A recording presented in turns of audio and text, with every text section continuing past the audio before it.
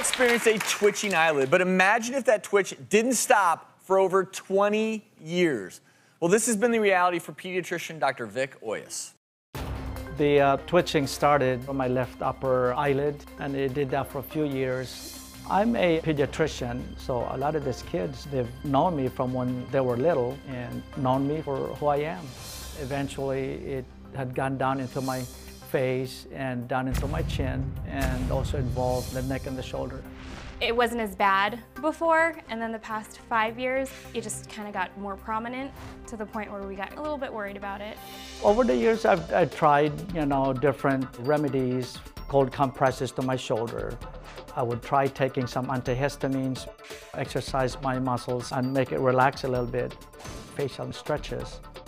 And then Botox did work, although the only drawback is sometimes they put a little too much of the medication, and then it would make my eye droop even more or my lips droop even worse.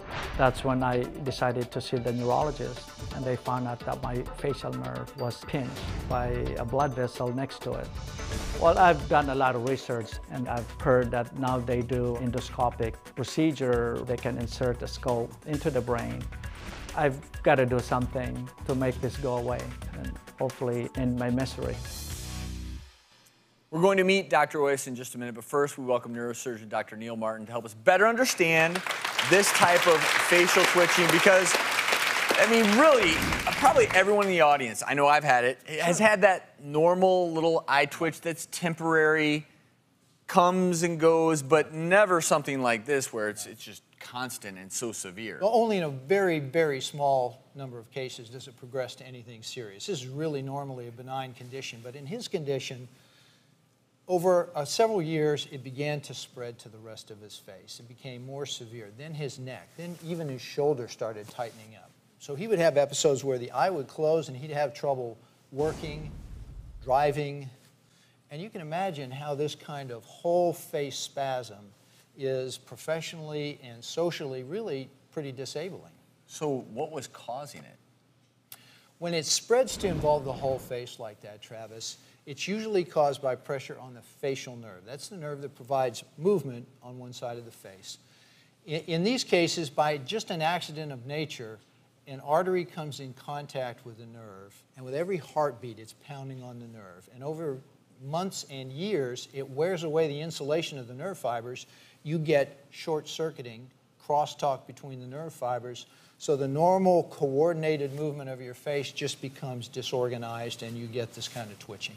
So in this circumstance, this longer wire represents the nerve to the face, and the curved wire represents an artery on the brain, the anterior inferior cerebellar artery. As a person ages, the artery often elongates a little bit and develops a loop and causes pressure right here on the nerve. So what we do is take a pad made out of Teflon felt. This is the same thing we use to fix heart valves in place in cardiac surgery. And that pad just fits in between the two nerves and relieves the pressure. It stays in permanently. We glue it in place with fibrin glue, which is like the protein in a blood clot. And that relief of pressure often immediately provides significant relief, and over time the nerve heals itself.